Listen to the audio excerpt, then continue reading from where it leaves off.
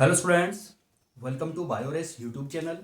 और आज हम आपको एक नया टॉपिक पढ़ाएंगे जो है किंगडम क्लासिफिकेशन। और हमारा आज का जो मेन टॉपिक होगा वो है 5 किंगडम क्लासिफिकेशन, जो बहुत इंपॉर्टेंट है आप सभी के बोर्ड एग्जाम के लिए एंड कंपटीशन एग्जाम्स के लिए। तो सबसे पहले हम 5 किंगडम क्लासिफिकेशन में इसकी हिस्ट्री पढ़ेंगे। 2 kingdom classification, 3 kingdom classification, 4 kingdom classification और फिर 5 किंगडम क्लासिफिकेशन हम आपको पढ़ाएंगे। इसमें हम आपको थोड़ा सा 6 किंगडम क्लासिफिकेशन के बारे में भी पढ़ाएंगे।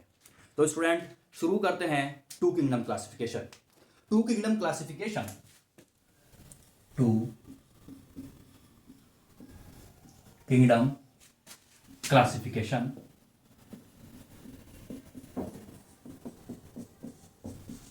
यह किसने दिया, इसके बारे में आपको हम बताएंगे और साथ ही साथ आपको एक ट्रिक के सहारे याद भी कराएंगे।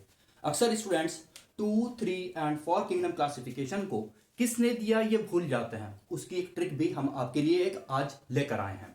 तो स्टूडेंट्स, बने रहिए हमारे साथ में किंगडम क्लासिफिकेशन में। तो स्टूडेंट, 2 किंगडम क्लासिफिकेशन में सबसे पहला जो है 2 किंगडम है, ये किसने दिया? कैरलस लिनियस ने दिया। किसने दिया? कैरलस लिनियस ने दिया।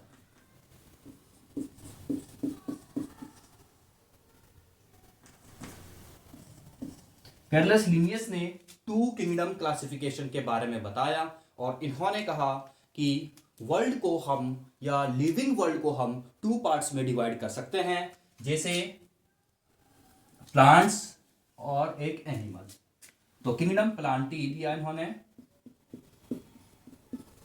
और दूसरा दिया इन्होंने किंगडम एनिमलिया।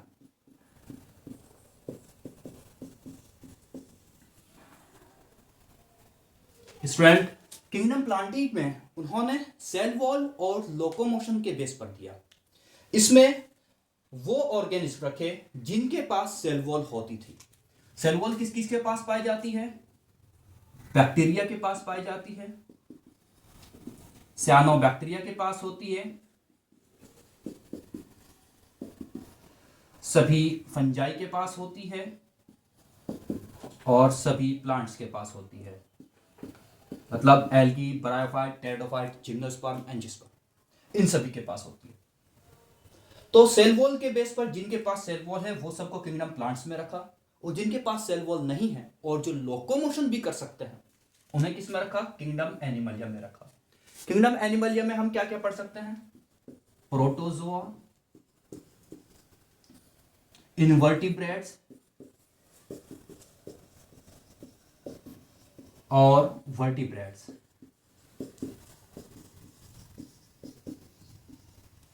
तो स्टूडेंट्स, ये था आपका 2 किंगडम क्लासिफिकेशन, जिसे किसने दिया? कैरलस लिनियस ने दिया, 1758 में दिया। कब दिया? 1758 में दिया। कैरलस लिनियस को फादर ऑफ मॉडर्न बॉटनी भी कहा जाता है। फादर ऑफ मॉडर्न बॉटनी किसे? कैरलस लिनियस या Carl von Linnaeus. 2 kingdom classification दिया, एक तरफ प्लांट्स और दूसरी तरफ एनिमल्स। प्लांट्स में बैक्टीरिया, साइनोबैक्टीरिया, फंजाई और प्लांट्स। प्लांट्स में सभी तरह के प्लांट्स हैं। अब ये बैक्टीरिया क्या है, साइनोबैक्टीरिया क्या है, फंजाई क्या है, प्लांट्स क्या है, ये सब हम आपको पढ़ाएंगे इसी लेक्चर में। लेक्चर में हमारे साथ में जुड़े रहिए शुरू से लेकर लास्ट तक।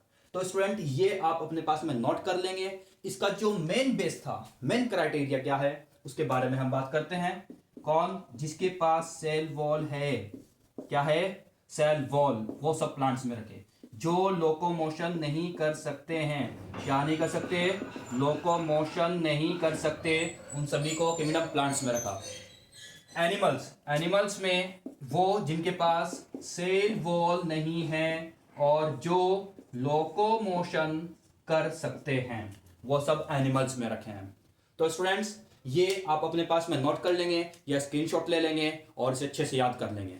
और इसके बाद अब हम शुरू करते हैं 3 किंगडम क्लासिफिकेशन का टॉपिक हमारा। तो स्टूडेंट, 3 किंगडम क्लासिफिकेशन किसने दिया? जल्दी से कमेंट बॉक्स में कमेंट करें और मुझे बताएं, फिर मैं आपको ये बताता हूं 3 किंगडम क्लासिफिकेशन की क्या स्टोरी है, किसने दिया और इसकी क्या जरूरत थी। क्या पढ़ना है? 3 किंगडम क्लासिफिकेशन। स्टूडेंट, अब पढ़ते हैं हम three kingdom classification. Three kingdom में एक नया किंगडम जोड़ा गया जिसका नाम है, जल्दी से बताएं, जिसका नाम है प्रोटिस्टा। क्या नाम है? Protista, kingdom protista. दूसरा किंगडम प्लांटी, क्या रखा? Kingdom Plantae. और तीसरा किंगडम वो है एनिमलिया। क्या है? एनिमलिया, यानी कि एनिमल। थ्री किंगडम क्लासिफिकेशन किसने दिया? वो है, इसके जन्मदाता हैं हैकल। कौन है? अर्नस्ट हैकल। और ये कब दिया गया? 1866 में दिया गया। जो थ्री किंगडम क्लासिफिकेशन है वो 1866 में दिया गया। अब इन्होंने किंगडम प्रोटिस्टा बनाया, इसमें उन्होंने क्या बताया, किन ऑर्गेनिज्म को इन्होंने रखा कि आगे पढ़ाई में आसानी हो जाए, बताते हैं हम आपको। जो किंगडम प्रोटिस्टा है उसमें उन्होंने वो सब ऑर्गेनिज्म रखे जिनके पास प्रॉपर टिश्यूज नहीं पाए जाते थे। क्या? प्रॉपर टिश्यूज, या कह सकते हैं हम लूज टिश्यूज वाले सभी थैलोफाइट्स या यूनिसेलुलर ऑर्गेनिज्म, वो सब इन्होंने प्रोटिस्टा में रखे और बाकी सब किंगडम प्लांट्स में और एनिमल्स में। जैसे प्रोटिस्टा की हम बात करते हैं, प्रोटिस्टा में क्या रखा गया? सभी बैक्टीरिया को रखा, सभी साइनोबैक्टीरिया को रखा, सभी स्लाइमोल्ड्स को रखा, सभी फंजाई को रखा, एल्गी को रखा। प्लांट्स में से एक पोर्शन एल्गी इन्होंने कहां रखा? प्रोटिस्टा में रखा था। इसके साथ साथ कौन? प्रोटोजोआ, नहीं, हाँ, प्रोटोजोआ। और प्रोटोजोआ के साथ में पोरीफेरा। ये सब वो ऑर्गेनिज्म हैं जिनके पास प्रॉपर टिश्यूज नहीं पाए जाते। Bacteria unicellular, cyanobacteria unicellular, sometimes ये कॉलोनी बनाकर रहते हैं। स्लाइमोल्ड्स, इनके पास प्रॉपर टिश्यू नहीं होता है। फंजाई, इनके पास भी टिश्यू नहीं होता है। माइसीलियम की इनकी बॉडी बनी होती है। एल्गी, ये थैलोफाइट्स होते हैं। फंजाई, ये भी थैलोफाइट्स होते हैं। प्रोटोजोआ यूनिसेलुलर होते हैं। पोरीफेरा होते तो मल्टी सेलुलर हैं, लेकिन इनके पास टिश्यूज नहीं पाए जाते हैं। तो स्टूडेंट, प्रोटोस्टा के अंदर, या प्रोटोक्टिस्टा भी इसका नाम रखा गया था, तो इसके अंदर ये सब ऑर्गेनिज्म को रखा गया। इनके अलावा जिनमें टिश्यूज पाए जाते हैं, प्रॉपर टिश्यूज बोलेंगे, मुझे बताएंगे सभी क्या क्या है वो, जैसे कि ब्रायोफाइट्स, मतलब, और बाकी सभी प्लांट्स में रखे, जैसे ब्रायोफाइट्स, टेरिडोफाइट्स, सभी टेरिडोफाइट्स, सभी जिम्नोस्पर्म्स एंड एंजियोस्पर्म्स। कहने का मतलब यह है कि केवल प्लांट्स, एल्गी को छोड़कर केवल प्लांट्स में रखे गए, बाकी सबको हटाकर प्रोटिस्टा में डाल दिया गया। यूनिसेलुलर एंड मल्टीसेलुलर और माइसीलियम या थैलोफाइट्स। एनिमल्स की बात करते हैं, किंगडम एनिमलिया में किसे पढ़ाया जाता है या किस तरह के ऑर्गेनिज्म को रखा गया? किंगडम एनिमलिया में सभी इनवर्टिब्रेट्स, कौन? इनवर्टिब्रेट्स, और सभी वर्टिब्रेट्स। मतलब किंगडम एनिमलिया के अंदर हम प्रोटोजोआ को नहीं पढ़ते हैं और पोरीफेरा को भी नहीं पढ़ते हैं। किसके अकॉर्डिंग? थ्री किंगडम क्लासिफिकेशन के अकॉर्डिंग। स्टूडेंट, आपको ये सब बातें इतनी ज्यादा याद रखने की जरूरत नहीं है, बस आपको ये समझना है कि किस तरह इसका इवोल्यूशन हो रहा है। थ्री किंगडम क्लासिफिकेशन में आपको बस ये नाम याद रख लेने हैं। ये जो चैप्टर है बहुत बड़ा चैप्टर है आपका, चैप्टर नंबर 2, 3 एंड 4 उन सब से मिलकर बना हुआ है। यही सब क्या है वो सब आपको आगे और दूसरी वीडियोस में और कुछ इसी वीडियो में आपको समझाया जाएगा। तो स्टूडेंट, ये आपका थ्री किंगडम क्लासिफिकेशन था। आपको यदि नेट पर ढूंढेंगे बड़ी मुश्किल से मिल पाएगा थ्री किंगडम क्लासिफिकेशन में ये कौन से ऑर्गेनिज्म को कहां रखा गया है according to three kingdom classification. अब हम स्टूडेंट के इसके बाद में बात करेंगे फोर किंगडम क्लासिफिकेशन की। तो हम पढ़ते हैं four kingdom classification. Four kingdom classification किसने दिया? यदि आपको याद है तो जल्दी से कमेंट बॉक्स में कमेंट कर बताएं और बताएं कि आप कितनी स्टडी कर रहे हैं, कितना एडवांस आप अपने टीचर से चल रहे हैं। जल्दी से बताएं कि आपको याद है फोर किंगडम क्लासिफिकेशन किसने दिया। तो ठीक है स्टूडेंट्स, मैं ही आपको बता देता हूं, फोर किंगडम क्लासिफिकेशन आपको दिया है कॉपलैंड ने। किसने दिया है? कॉपलैंड ने। तो स्टूडेंट पढ़ते हैं फोर किंगडम क्लासिफिकेशन और उसमें कौन कौन से किंगडम बताए गए हैं। फोर किंगडम क्लासिफिकेशन में एक किंगडम एक्स्ट्रा ऐड किया गया, वो है मोनेरा। क्या नाम है इसका? Monera, kingdom Monera. और इसके बाद दूसरे नंबर पर क्या बताया गया? प्रोटिस्टा। क्या बताया गया? प्रोटिस्टा। प्रोटिस्टा के बाद में प्लांटी यानी कि किंगडम प्लांट्स, और फोर्थ किंगडम था एनिमलिया।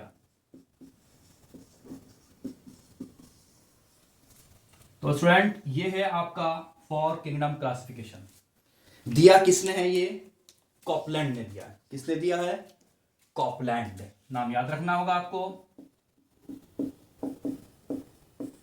और कब दिया है? कब दिया है? 1938। कब? 1938 में कॉपलैंड नाम के वैज्ञानिक ने बताया कि फोर किंगडम क्लासिफिकेशन होते हैं। एक्स्ट्रा ऐड क्या किया इन्होंने? मोनेरा को ऐड किया इन्होंने। अब जब मोनेरा है उसमें किसे रखा?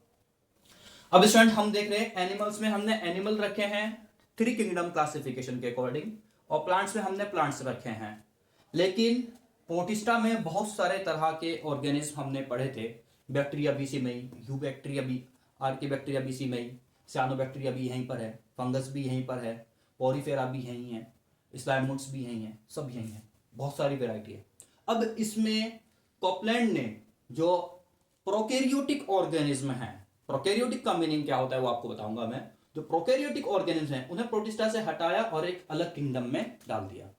प्रोकैरियोटिक ऑर्गेनिज्म होते हैं बैक्टीरिया, ऐसे ऑर्गेनिज्म जिनकी बॉडी में क्या होता है? न्यूक्लियस नहीं पाई जाती है, या हम ऐसे कह सकते हैं कि नेक्ड डीएनए ऐसे ही पड़ा रहता है। और तो या हम ये भी कह सकते हैं उसमें एक मेम्ब्रेन बाउंड जो न्यूक्लियस होती है वह नहीं पाई जाती। ये क्या है? एब्सेंट है, न्यूक्लियर मेम्ब्रेन एब्सेंट होती है, ऐसे भी हम इसे कह सकते हैं। तो क्या होता है यहाँ पर? नेक्ड डीएनए सेल के अंदर ऐसे ही पड़ा रहता है, एक ट्रू न्यूक्लियस नहीं होता है। अब ट्रू न्यूक्लियस नहीं है तो यहाँ पर ये क्या है? नेक्ड डीएनए है, या हम इसे क्या बोल सकते हैं? न्यूक्लियोइड बोल सकते हैं। क्या बोल सकते हैं हम इसे? न्यूक्लियोइड बोल सकते हैं। इसके बारे में और डिटेल्स हम पढ़ेंगे, प्रोकैरियोटिक सेल क्या होती है। तो जितने भी प्रोकैरियोटिक ऑर्गेनिज्म हैं, कौन?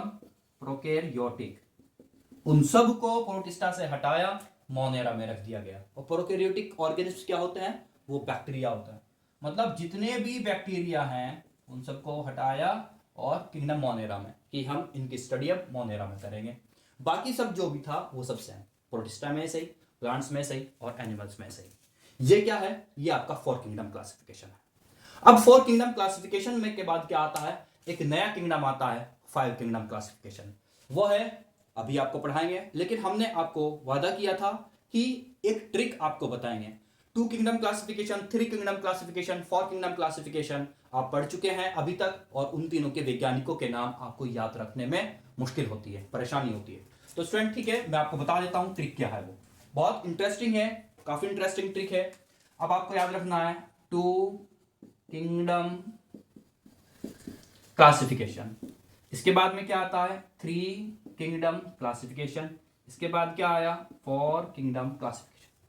तो स्टूडेंट जो टू किंगडम क्लासिफिकेशन है वो किसने दिया? अभी मैंने आपको बताया था, लिनियस ने दिया है। थ्री किंगडम क्लासिफिकेशन हैकल ने दिया है, और फोर किंगडम क्लासिफिकेशन किसने दिया है? सामने आपके लिखा है, कॉपलैंड ने दिया है। और याद रखने के लिए ट्रिक क्या होगी आपकी? जो आपके नंबर्स होते हैं 2, 3, 4 ऑर्डर में है ये सब, ठीक है, ऑर्डर में है। तो इस तरह आपको LHC ये आपको ऑर्डर में याद रखना होगा। अब आप कहेंगे कि ये तो ABC कुछ ऐसा होना चाहिए था, या पहले C आता है फिर H आता है उसके बाद L आता है, ऐसे होना चाहिए था। नहीं, LHC से आपको याद रखना है। कैसे याद रखना है आपको? LHC, LH और ये C है, LHC क्या होता है? जब आपको फोटोसिंथेसिस पढ़ाया जाएगा प्लांट फिजियोलॉजी में, तब आपको बताया जाएगा LHC का मीनिंग होता है लाइट हार्वेस्टिंग कॉम्प्लेक्स। LHC बहुत इंपॉर्टेंट होता है, पढ़ाया जाएगा आपको ये LHC, लाइट हार्वेस्टिंग कॉम्प्लेक्स। अगर आपको ये याद रह जाए तो आप बता सकते हैं 2 किंगडम क्लासिफिकेशन लिनियस ने दिया है, 3 किंगडम क्लासिफिकेशन हैकल ने दिया है, 4 किंगडम क्लासिफिकेशन कॉपलैंड ने दिया है। LHC ऐसे आपको याद रखना होगा। बहुत ही इंटरेस्टिंग ट्रिक है और काफी आसान भी है इसे याद रखना। स्टूडेंट, इस चैनल के साथ में आप सभी स्टूडेंट्स जुड़े रहें, क्योंकि इसमें आपको इसी तरह की हजारों ट्रिक्स आपको बायो में सिखाई जाएंगी। इतनी ट्रिक्स की आपको आसानी भी होगी याद रखने में। ऐसा आपके साथ कभी नहीं होगा, कई बार ऐसा होता है कि ट्रिक को याद रखने के लिए भी ट्रिक बनानी पड़ती है, ऐसा बिल्कुल भी नहीं होगा। आपको बहुत आसान होगा याद रखना, ऐसी ऐसी ट्रिक्स आपको पढ़ाई जाएंगी। स्टूडेंट्स, यदि आपने इस चैनल को सब्सक्राइब नहीं किया है तो चैनल को सब्सक्राइब करें और यह वीडियो अपने सभी स्टूडेंट्स के साथ में शेयर करें, ताकि वो सभी ट्रिक के जरिए आसानी से याद कर सकें और अच्छे मार्क्स गेट कर सकें। स्टूडेंट्स, अब हम पढ़ते हैं 5 किंगडम क्लासिफिकेशन। ये 5 किंगडम क्लासिफिकेशन क्या है, किसने दिया और इसमें कौन सा एक एक्स्ट्रा किंगडम ऐड किया गया, उसे पढ़ते हैं। तो 5 किंगडम क्लासिफिकेशन में कितने किंगडम हुए? 5। सबसे पहला कौन सा? मोनेरा। मोनेरा के बाद में प्रोटिस्टा, और प्रोटिस्टा के बाद में फंजाई। फंजाई नाम का जो एक नया किंगडम है वो किसने बनाया? RH व्हिटेकर ने बनाया। किसने? RH व्हिटेकर ने। और प्लांटी 4th किंगडम, और 5th किंगडम क्या बन गया फिर इसके अकॉर्डिंग? एनिमलिया। स्टूडेंट, ये क्या है आपके सामने? 5 किंगडम क्लासिफिकेशन। सबसे पहले मोनेरा, प्रोटिस्टा, फंजाई, प्लांटी और एनिमलिया। ये किसने दिया? RH व्हिटेकर ने दिया। RH Whittaker. RH व्हिटेकर ने 5 किंगडम क्लासिफिकेशन कब दिया? 1969 में दिया। 1969 में दिया। एक्स्ट्रा कौन सा किंगडम ऐड किया इन्होंने नया 4 किंगडम के बाद में? फंजाई। तो स्टूडेंट, एक बार फिर से देखते हैं। 2 किंगडम क्लासिफिकेशन में प्लांटी और एनिमलिया आया। 3 किंगडम क्लासिफिकेशन में प्रोटिस्टा, प्लांटी और एनिमलिया आया। 4 किंगडम क्लासिफिकेशन में मोनेरा, प्रोटिस्टा, प्लांटी और एनिमलिया आया।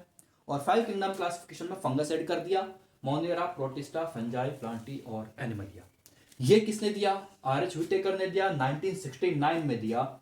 और क्या किया इन्होंने? प्रोटिस्टा में से फंगस को निकाला, प्रोटिस्टा में से फंगस निकाले और नया किंगडम बना दिया, क्योंकि फंगस की भी एक बहुत बड़ी वैरायटी है और इनको एक नई जगह चाहिए थी। यह इनकी एक बहुत बड़ी खूबी में से माना जाता है। इसकी 5 किंगडम क्लासिफिकेशन की मेरिट्स और डिमेरिट्स, इसकी खूबियां और कमियां क्या हैं, वो सब आपको पढ़ाई जाएंगी। तो student, Monera, protista, fungi, Plantae, Animalia, ये सब आपको आपकी फिंगर्स पर ऐसे याद होना चाहिए 5 किंगडम क्लासिफिकेशन। तो स्टूडेंट, मैं आपको बता देता हूं 5 किंगडम क्लासिफिकेशन को अभी हम पढ़ेंगे, लेकिन उससे पहले थोड़ा सा 6 किंगडम क्लासिफिकेशन के बारे में भी मैं आपको बता देता हूं। स्टूडेंट, क्या है? 6 किंगडम क्लासिफिकेशन भी आया इसके बाद में, 6 किंगडम क्लासिफिकेशन। और इसी के साथ में हमारी किंगडम क्लासिफिकेशन की हिस्ट्री पूरी हो जाएगी। 6 kingdom classification.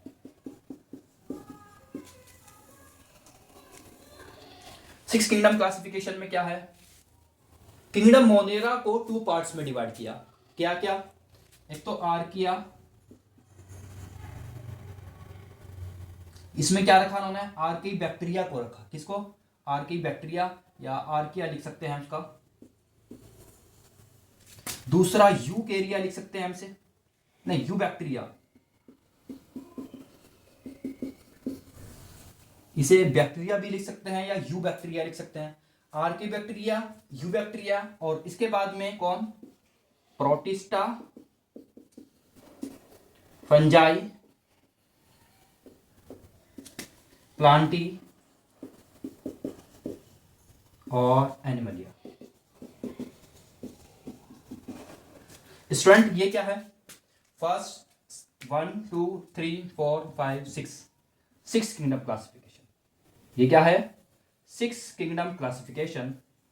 Five kingdom classification में जो किंगडम मोनेरा आप पढ़ते हैं, फाइव किंगडम क्लासिफिकेशन में जो किंगडम मोनेरा आप पढ़ते हैं, उस मोनेरा को टू पार्ट्स में डिवाइड किया गया। कौन कौन सा? Archaea and eubacteria. तो आर्कीबैक्टीरिया एंड यूबैक्टीरिया के नाम के दो किंगडम ने ऐड हो गए, बाकी प्रोटिस्टा, फंजाई, प्लांटी और एनिमलिया। ये किसने दिया? Carl Woese. किसने दिया? Carl Woese. ये कार्ल वूज ने दिया। ये किंगडम क्लासिफिकेशन स्टूडेंट्स आपको याद होना चाहिए। कब दिया गया? 1977 में। कब दिया गया? 1977 में दिया। 1977 कार्ल वूज ने दिया। तो सिक्स किंगडम क्लासिफिकेशन को एक और नाम दिया जाता है, जो आपको अलग से वीडियो बनाकर समझा दिया जाएगा उसमें, क्योंकि थ्री डोमेन सिस्टम वो हमारा आज का टॉपिक नहीं है। सिक्स किंगडम क्लासिफिकेशन को क्या नाम दिया जाता है? Three domain system. ये हमारा टॉपिक नहीं है, इसलिए हम आपको अभी नहीं कराएंगे, क्योंकि आपका जो मेन है वो है फाइव किंगडम क्लासिफिकेशन, और यही अब तक फॉलो किया जाता है। बस सिक्स किंगडम क्लासिफिकेशन में आपको ये नाम याद होना चाहिए, किसने दिया है और इसे क्या कहा जाता है, या कार्ल वूज ने क्या दिया? थ्री डोमेन सिस्टम दिया। ये आपको याद होना चाहिए। तो स्टूडेंट, हम अपना जो टॉपिक है फाइव किंगडम क्लासिफिकेशन का वो पढ़ते हैं। इसमें एक एक किंगडम को आपको बताया जाएगा कि ये क्या है।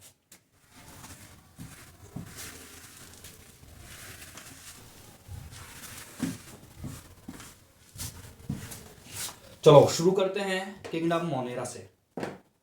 मोनेरा किसे कहा गया? वो सभी ऑर्गेनिज्म जो प्रोकैरियोटिक होते हैं। कैसे होते हैं? प्रोकैरियोटिक होते हैं, उन सभी को मोनेरा में रखा। प्रोकैरियोटिक का मीनिंग हमने इसी वीडियो में शुरू में ही बताया था कि प्रोकैरियोटिक वो होते हैं जिस सेल के पास में एक ट्रू न्यूक्लियस नहीं होती है, केवल डीएनए नेक्ड पड़ा रहता है। इसे हम न्यूक्लियोइड बोलते हैं, या ऐसे कह सकते हैं ट्रू सेल नहीं है, वो ट्रू न्यूक्लियस नहीं है, या इसके पास न्यूक्लियर मेम्ब्रेन नहीं होती है। न्यूक्लियस जो होती है, न्यूक्लियस की जो मेम्ब्रेन होती है उसे हम न्यूक्लियर मेम्ब्रेन बोलते हैं, वो नहीं है। और यहाँ पर हिस्टोन प्रोटीन भी नहीं होती है, केवल नेक्ड डीएनए सेल के अंदर पड़ा रहता है, और वो होते हैं सभी बैक्टीरिया। तो मोनेरा कैसे हुए? प्रोकैरियोटिक हुए। प्रोटिस्टा कैसे होते हैं? प्रोटिस्टा होते हैं यूकैरियोटिक। कैसा होता है? यूकैरियोटिक। यूकैरियोटिक का मीनिंग क्या हुआ? ऐसी सेल है, सेल के पास में न्यूक्लियर मेम्ब्रेन होती है, और जो न्यूक्लियर मेम्ब्रेन होती है कैसी होती है? डबल मेम्ब्रेन बाउंड होती है, डबल मेम्ब्रेन होती है। इसके अंदर न्यूक्लियस है और इसके अंदर डीएनए है, हिस्टोन प्रोटीन के साथ लिपटकर क्रोमोसोम बना देता है। तो ये है आपका क्या? यूकैरियोटिक। ऐसी सेल जिसके पास ट्रू न्यूक्लियस होती है उसे हम यूकैरियोटिक सेल बोलते हैं। तो प्रोटिस्टा में वो ऑर्गेनिज्म रखे जिनके पास ट्रू न्यूक्लियस है।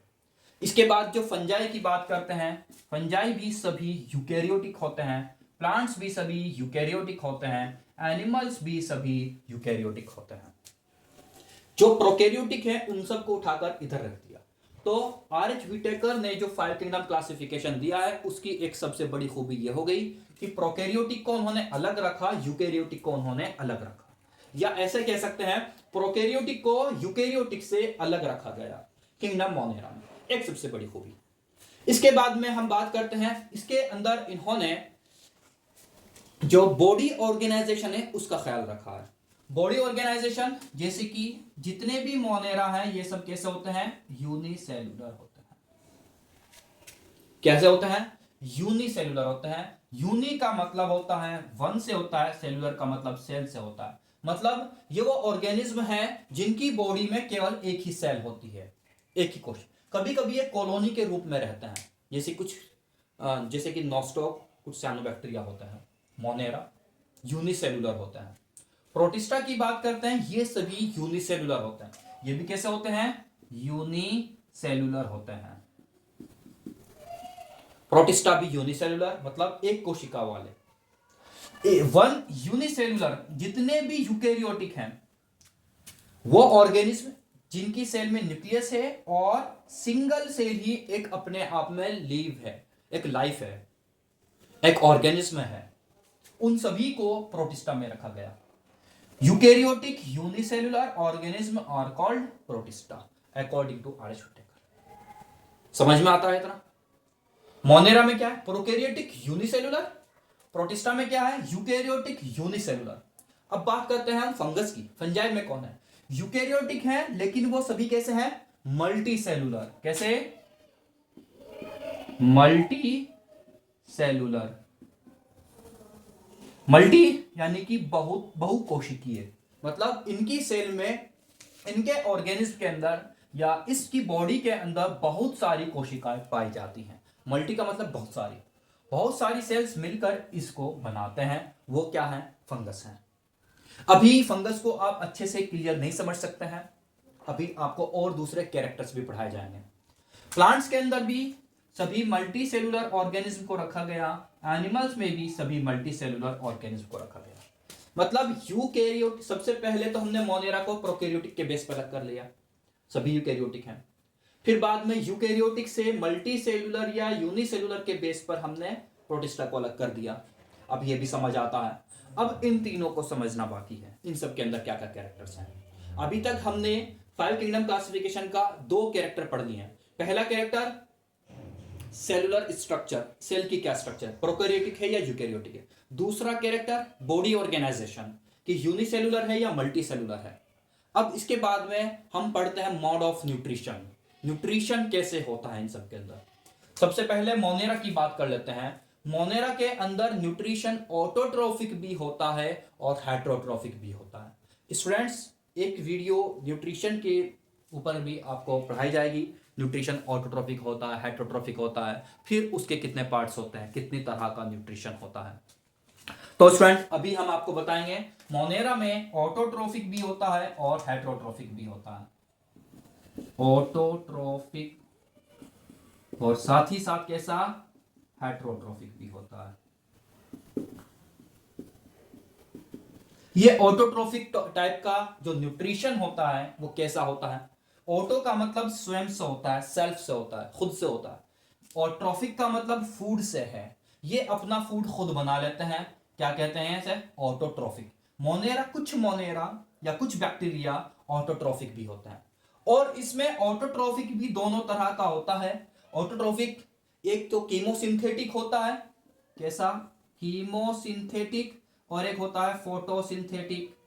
फोटोसिंथेटिक मतलब दोनों तरह का ऑटोट्रोफिक टाइप का मोड ऑफ न्यूट्रिशन मोनेरा में पाया जाता है। हेटेरोट्रोफिक की बात करते हैं। हेटेरो का मतलब होता है अदर, दूसरा। ट्रोफिक का मतलब बताया गया आपको फूड। ये अपना फूड किसी दूसरे ऑर्गेनिज्म से प्राप्त करते हैं या ऑब्टेन करते हैं, इसे हेटेरोट्रोफिक बोलते हैं। और हेटेरोट्रोफिक भी इसमें होलोजोइक भी पाया जा सकता है और दूसरा सेप्रोफाइटिक भी पाया जा सकता है इसके अंदर, या पैरासाइटिक। इसमें आप लिख सकते हैं पैरासाइटिक और सेप्रोफाइटिक, ये दोनों आप इसमें सेप्रोट्रॉफ लिख सकते हैं। आप इसे सेप्रोट्रॉफ, सेप्रोट्रॉफ, सेप्रोफाइटिक, इनमें क्या डिफरेंस होता है वो भी आपको किसी वीडियो में क्लियर कर दिया जाएगा।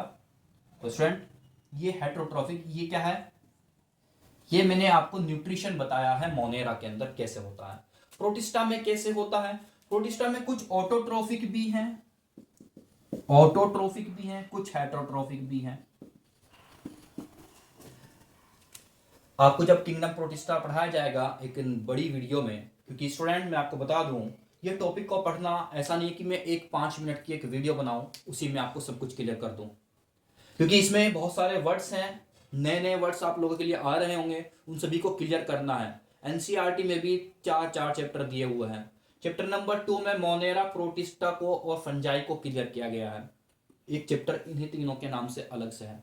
चैप्टर नंबर 3 बहुत बड़ा चैप्टर है, किंगडम प्लांटिंग, प्लांट्स को पढ़ाया गया है। इसमें एक पूरा चैप्टर है, एक वीडियो में क्लियर नहीं हो सकता है।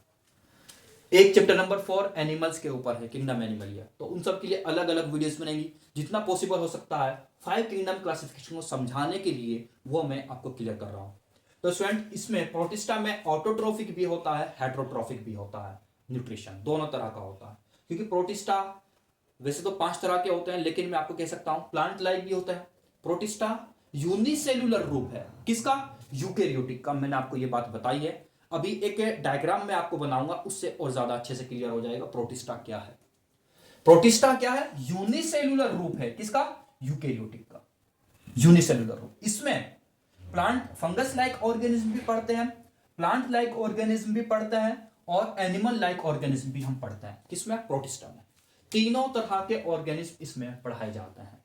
और यह इसका ड्रॉबैक्स बोलते हैं ना, डिमेरिट्स बोलते हैं, डिमेरिट भी है इसकी 5 किंगडम क्लासिफिकेशन की, यह कि प्रोटिस्टा के अंदर हम तीनों तरह के ऑर्गेनिज्म क्यों पढ़ रहे हैं। तो स्टूडेंट आगे पढ़ते हैं। ऑटोट्रोफिक भी होता है, हेटेरोट्रोफिक भी होता है। फंगस की बात करते हैं, इसमें ऑटोट्रोफिक नहीं होता है, ऑटोट्रोफिक नहीं होगा, केवल हेटेरोट्रोफिक होगा। हेट्रो लिख देता हूं मैं, केवल हेटेरोट्रोफिक होगा, क्योंकि इनके पास अपना फूड खुद बनाने के लिए क्या क्लोरोफिल चाहिए, वो नहीं होता। फंगस एक क्लोरोफिलस ऑर्गेनिज्म होते हैं, मतलब इनके पास क्लोरोफिल नहीं है, इसलिए ये हेटेरोट्रोफिक होता है। हेटेरोट्रोफिक पैरासाइटिक भी होंगे, हेटेरोट्रोफिक पैरासाइटिक भी होंगे, और सेप्रोट्रॉफ भी होंगे, सेप्रोट्रॉफ भी होंगे, दोनों तरह के होंगे। प्लांट्स की बात करते हैं, ये सभी ऑटोट्रोफिक होते हैं, ऑटोट्रोफिक होते हैं सभी प्लांट्स, क्योंकि इनमें क्लोरोफिल पाया जा रहा है, फोटोसिंथेटिक होते हैं ये सभी। कुछ रेयर केस में ये हेटेरोट्रोफिक भी होते हैं, रेयर केस में, वो क्या एक्सेप्शंस हैं आपको बता दिए जाएंगे।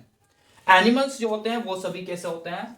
हेटेरोट्रोफिक, क्योंकि इनके पास भी क्या नहीं है? क्लोरोफिल नहीं होता है। तो जितने भी एनिमल्स हैं वो सब हेटेरोट्रोफिक होते हैं।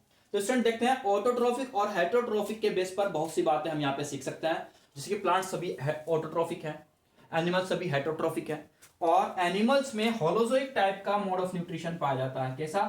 होलोजोइक। और समटाइम्स ये पैरासाइट भी होते हैं, पैरासाइटिक मोड ऑफ न्यूट्रिशन भी इसमें पाया जाता है। प्लांट्स में ऑटोट्रोफिक ही है केवल, फंगस सभी हेटेरोट्रोफिक है। अब प्रोटिस्टा यूनिसेलुलर है, तो इसमें ऑटोट्रोफिक हेटेरोट्रोफिक, यहाँ पे बहुत ज्यादा डाइवर्सिटी है, यहाँ पर ऑटोट्रोफिक हेटेरोट्रोफिक। तो ये मोड ऑफ न्यूट्रिशन आपको याद रखना होगा, बहुत सारी बातें यहाँ से इनमें क्लियर होती है, काफी डिफरेंशिएट आप इनमें 5 किंगडम में कर सकते हैं। अब स्टूडेंट एक और बात देखते हैं हम, इकोलॉजिकल बेस पर हम क्या कह सकते हैं। जो प्लांट्स होते हैं, जो प्लांट्स हैं कैसे होते हैं?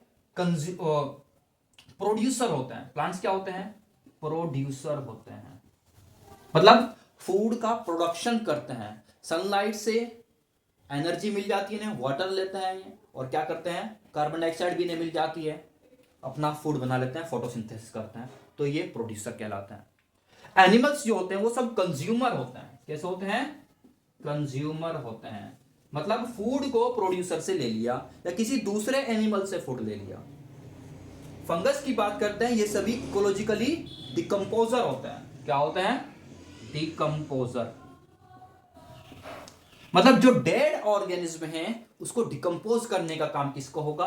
फंगस का होगा। फंगस कंज्यूमर भी होते हैं क्योंकि पैरासाइटिक होता है, लेकिन डिकम्पोजर सबसे ज्यादा जो डिकम्पोजर हैं वो फंगस होते हैं। फंगस क्या करते हैं? किसी भी डेड बॉडी को डिकम्पोज करने का और उसके मिनरल्स को वापस सॉइल में पहुंचाने का काम करते हैं। तो स्टूडेंट प्लांट्स कैसे? प्रोड्यूसर, एनिमल्स कंज्यूमर हुए, फंगस कैसे हुए? डिकम्पोजर हुए। तो इसके अंदर आप स्टूडेंट्स बहुत सारी बातें आपको इसमें क्लियर हो रही हैं, इनके एग्जाम्पल भी हैं, वो भी आपको कराए जाएंगे। अलग अलग से एक एक वीडियो इनके लिए कई वीडियोस बनानी पड़ेंगी हमें, किंगडम मोनेरा को अच्छे से एक्सप्लेन करने के लिए, प्रोटिस्टा को अच्छे से एक्सप्लेन करने के लिए, फंगस को, प्लांट्स को और एनिमल्स को अच्छे से एक्सप्लेन करने के लिए। तो स्टूडेंट अभी मैंने कहा था कि एक डायग्राम आपके लिए बनाऊंगा, उस डायग्राम के जरिए आपको ये समझाया जाएगा और अच्छे से आपको ये क्लियर हो जाएगा 5 किंगडम क्लासिफिकेशन। तो मैं आपके लिए डायग्राम बना देता हूं ताकि आपको क्लियर हो जाए। स्टूडेंट्स इन सभी को डिफरेंशिएट करने के लिए और भी बहुत सी चीजें हैं जो आपको और दूसरी वीडियोस में भी क्लियर कराई जाएंगी। एक ही वीडियो से पूरा लिविंग वर्ल्ड को क्लियर नहीं किया जा सकता है, लेकिन जिस हद तक किया जा सकता है वो हमने आपको कराया है। तो स्टूडेंट मैं आपके लिए बना देता हूं एक डायग्राम। ये सभी मोनेरा हैं। अब जो मोनेरा हैं उनसे डेवलपमेंट हुआ किसका? प्रोटिस्टा का। प्रोटिस्टा। अब प्रोटिस्टा से